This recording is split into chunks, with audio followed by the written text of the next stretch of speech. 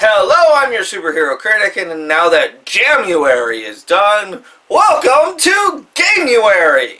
Primal Rage was a Super Nintendo and Genesis game that was a very unique fighting game centered around the concept of a post-apocalyptic version of Earth called Earth, spelled U-R-T-H, where large beasts and dinosaur gods fight each other in order to determine that planet's fate. On one side we have Blizzard, Armadon, Talon, and Sauron that represented the side of good, while Chaos, Diablo, and Vertigo were all aligned with evil. All as the humans were derived into separate factions, tribes, and cult worshipping each beast.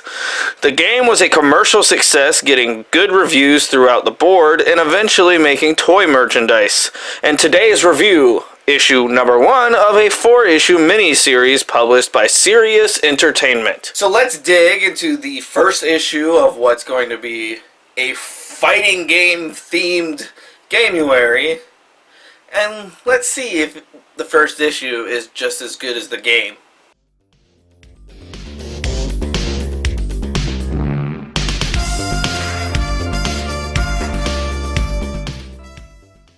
Our cover features the Yeti god Blizzard standing in front of his tribe, beating his chest underneath the game's logo.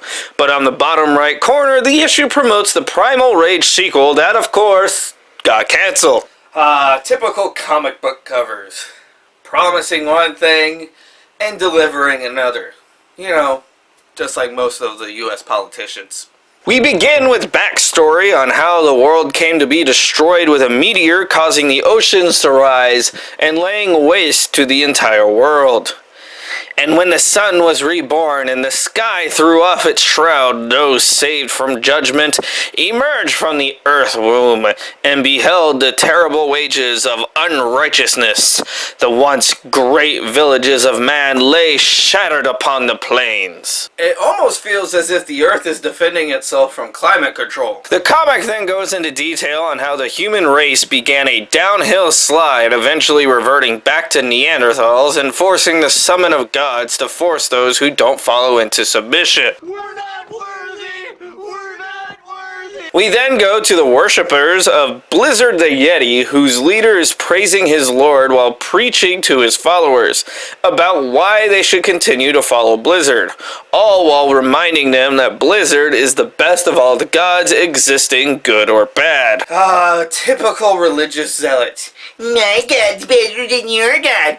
Yeah. The priest continues his speech about the evils of Diablo and Chaos and why they should continue worshipping Blizzard, and like a typical religious leader, he promises things that will go their way with the impending wrath of the righteous.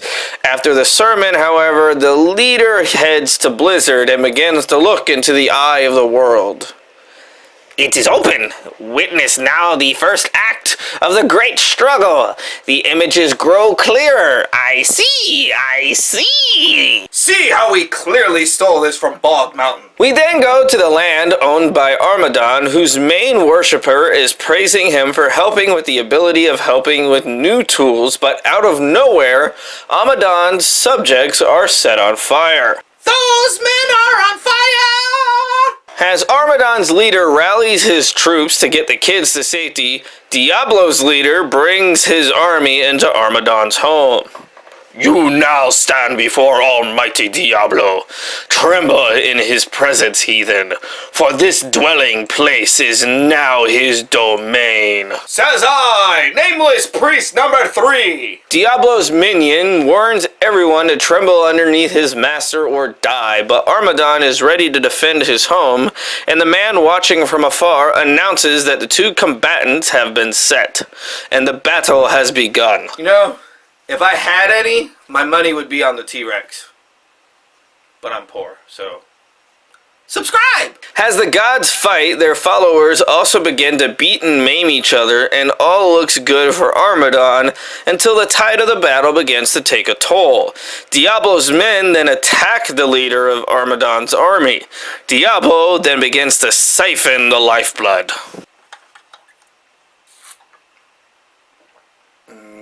Lifeblood. Tastes like black cherry. Armadon continues getting his ass handed to him by Diablo, the Overseer guy, wishing he wasn't seeing any of it. This allows Diablo to begin devouring more of Armadon's followers as the Overseer tries to look for Modron, Armadon's main servant, and he finds him beginning to cast a spell. No, I personally think this would make a really good crossover with God of War. I mean, just imagine Kratos murdering the shit out of a giant dinosaur. Take my money now! Modron finishes his spell, allowing him and Armadon and the rest of his followers to disappear. The final victory has been stolen! Quick, to the lost and found! Diablo's lackey demands all of Armadon's land destroyed and any stragglers killed off as the Overseer's connection is lost to what's going on. The Overseer then alerts to Blizzard that Talon has been warned about Diablo before looking in on Armadon again, finding Diablo's men but not Diablo himself. With our comic then ending with the Overseer finding Diablo heading towards the dwelling home of the god Sauron. This comic is okay. It's not terrible, but you get what you get when you have a premise of dinosaur gods taking over a planet. That being said, join me next week where we do a double review of Malibu Comics Mortal Kombat and Malibu Comics Street Fighter. Oh boy. I'm your superhero critic. I'll stay super as long as you stay awesome.